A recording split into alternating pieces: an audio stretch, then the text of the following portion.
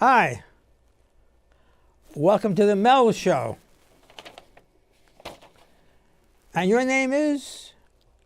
A little louder. I'm only kidding. So, let me tell you a little about this show before we get too far into it. It's about learning and having fun. You probably heard a little bit about me already if you've been watching my YouTube videos. I got about 10 videos out there over a wide range of subjects, from book reviews, movie reviews, reviews of politicians, how to shop at CVS, how to test burgers. So it's a pretty wide area, and I'm looking forward to having a really great time with you guys. So let me look at my agenda.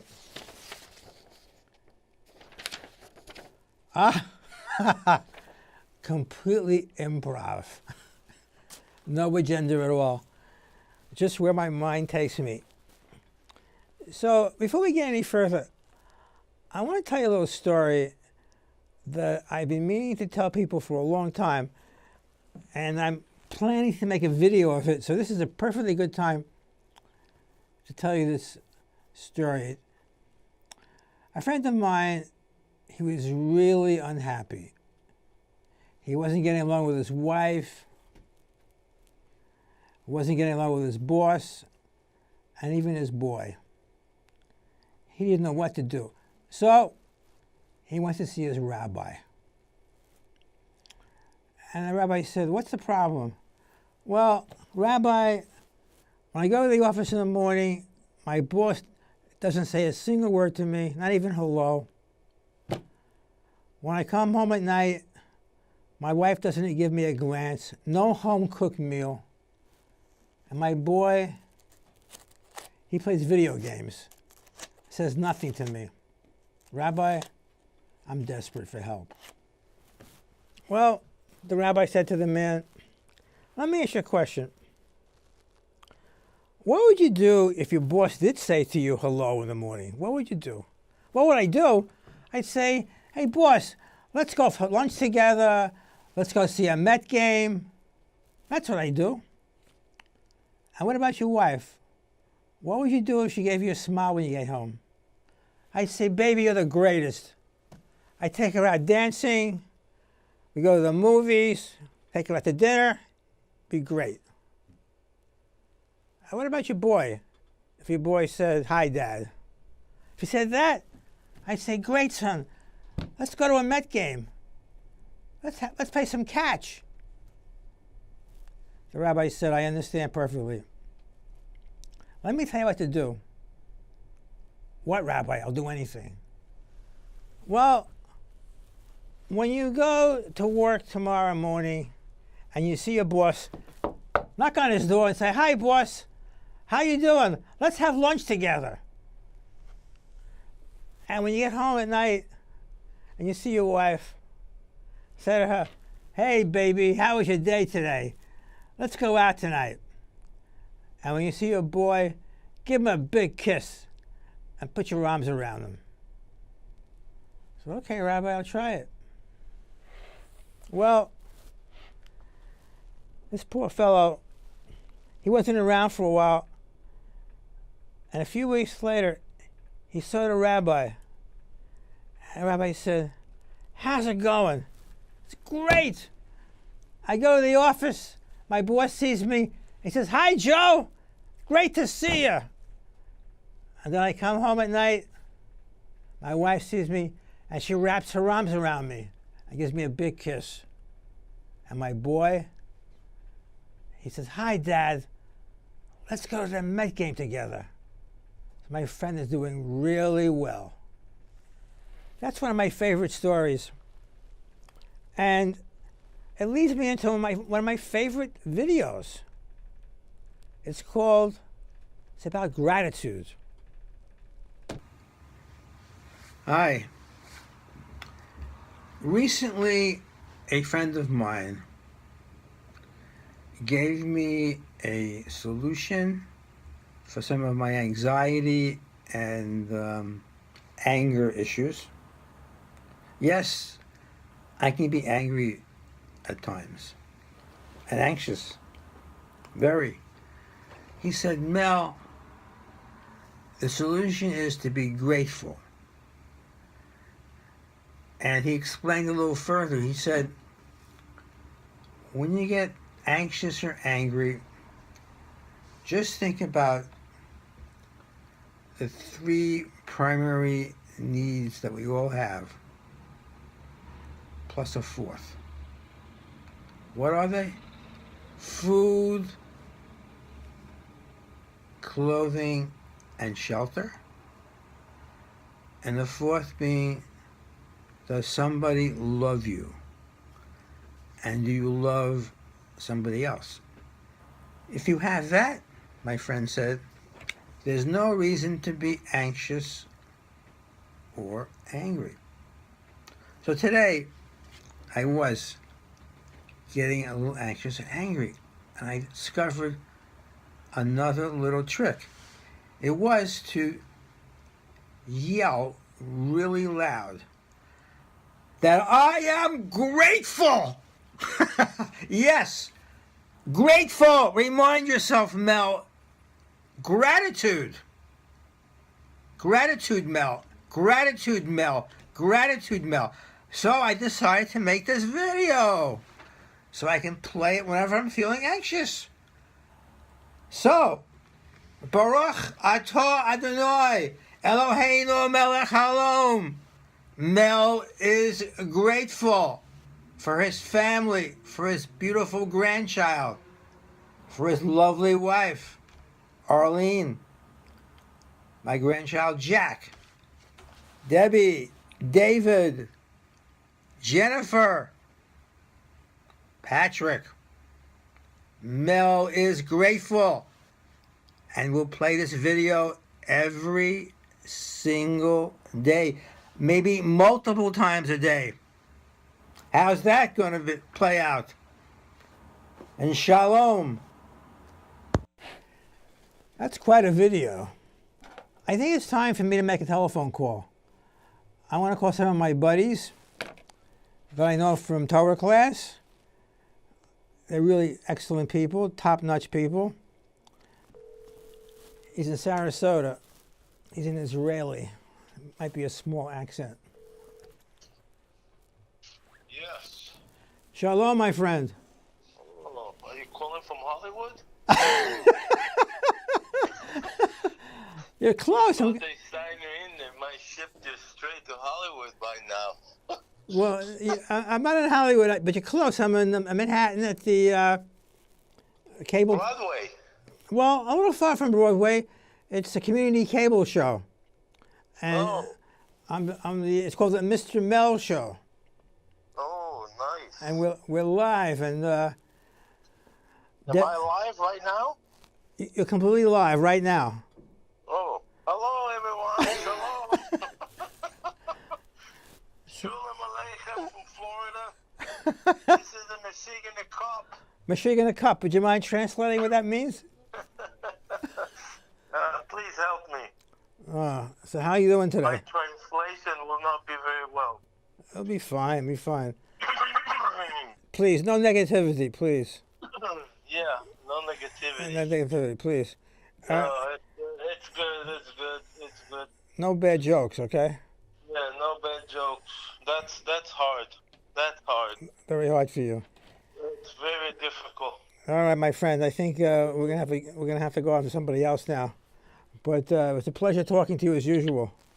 Oh, yes. Yes. Thank you very much. All right. I'm just drying out the filter for the vacuum now. I really have a lovely time in this messy.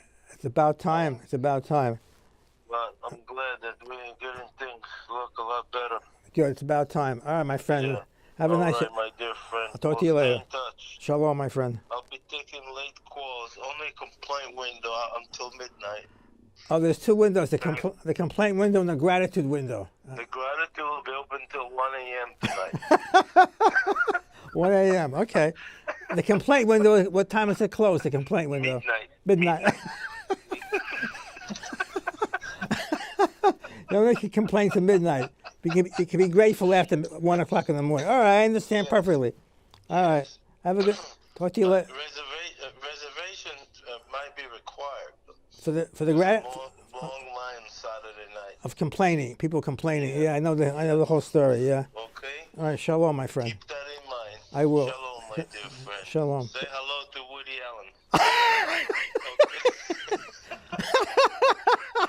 Tell him I'm sorry I couldn't be there. Oh, All right. Have a nice evening. Oh boy. Okay. Bye-bye. Bye. Let's watch another video. Let me give a little background on this video. It's really sort of a shopping kind of video that very useful, and will help you when you're shopping at drugstores or even a department store. So without further ado, I'll introduce you to one of my favorite informational videos.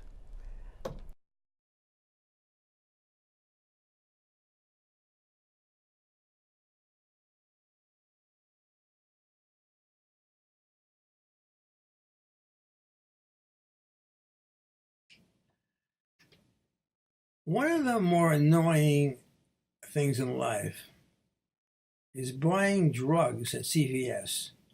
Yeah, prescription drugs, that is. And they give you a little plastic bag. You put it in your car, and then when you get home, where is it? Or maybe you put it in your pocket.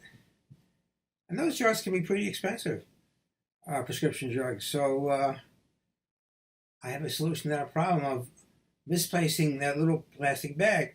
When you go to CVS, you say to them, put my drugs in a paper bag, which is much more difficult to lose. So you see, I came back last week and from CVS, and I asked them to take my plastic bag and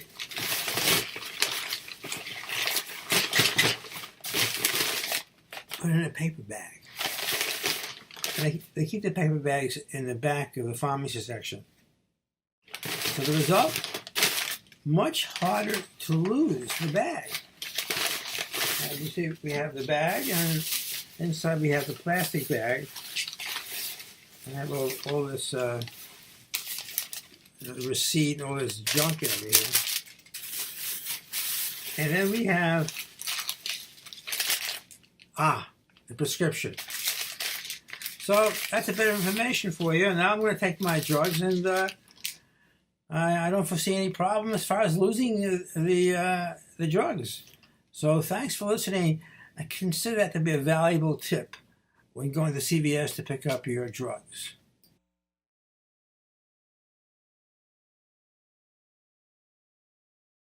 So that was one of my more useful videos, very practical. So you can see where I'm at. That I'm into giving information to people on how to, go shopping, for example.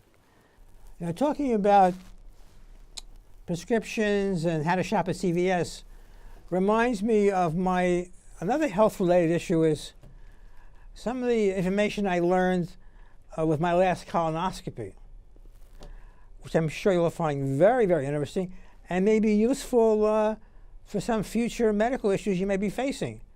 So without further ado, let's play my video tips on colonoscopies. Last colonoscopy was, you'll pardon the expression, a whopper. I've taken about 5 or 6 in the past, and some of them I failed. Some of them I couldn't complete the prep, and so I had to cancel. I didn't even show up. And the GI doctor was a little bit annoyed.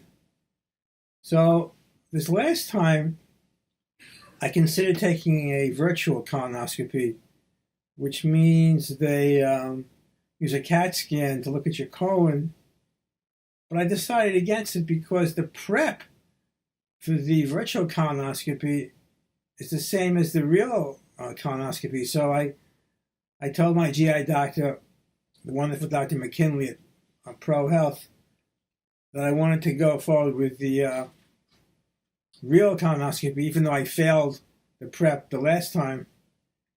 So I got to go lightly, and I started taking it the day before. I was scheduled for a 7 a.m. colonoscopy, so I started the prep the prior day on a Monday. And after about an hour or two, I got tremendously nauseous. And not only could I not drink the prep, I started puking like mad and got really nauseous, and I couldn't even drink water. And I tried a couple of times. Every time I took it, I puked.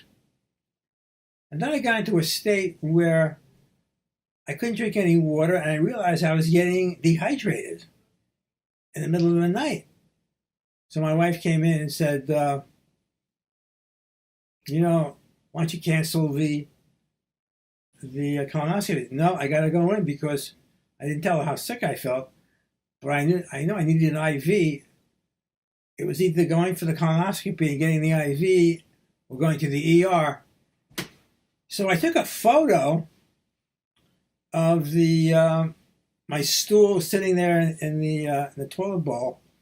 It's very important. Tip number one, take pictures of your stool before going to the GI doctor, because you can show them how far you got. So my stool looked a little cloudy, to say the least. You saw it at the beginning of this clip. So off I went to see Dr. McKinley, and he saw me at the... Is this recording, by the way? So I saw McKinley, and he knew that I failed the prep on several occasions. I even canceled once or twice. So I showed him the photo. I wanted to show him the photo of the shit in the toilet bowl, but he didn't want to see it. He seemed really disappointed. So he gave me the internal exam. You know what that is. Up the ass. And he said, to quote Dr. McKinley, I see a lot of fecal material, and I'm not going to be able to do the colonoscopy, Mel. So he said, well, we'll do a stool sample, I'll do a sigmoidoscopy, and he was a little annoyed. I was apologetic. He said, why don't you take the virtual colonoscopy where... I said, Doc, they had the same prep. So anyway, he put me out. And then I woke up, and the nurse said, you did really well, and you won't have to have another colonoscopy in 4 years. I said, really? The doc told me he couldn't do it. Well, apparently he did. Well, sure enough, in a little while, Dr. McKinley came back, big smile on his face. Yes, Mel, I was able to complete the colonoscopy, even though there was a lot of material in your rectum. He said that the rest of your colon was pretty clear, and he did the whole test, and he found one polyp, and he took care of it, and you won't have to come back for 4 years. I said, wow, I hit the lottery. So the lesson learned is that even though the stool in the toilet didn't look that clear, most of my colon was clear, and he was able to do the test. So that was a wonderful thing, to say the least.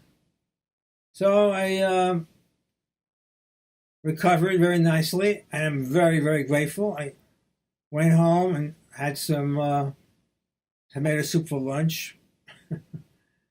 And a day went by and I was doing great. So I'm extremely grateful. I wrote Dr. McKinley a letter saying how pleased I was. So the tip here is look out for dehydration.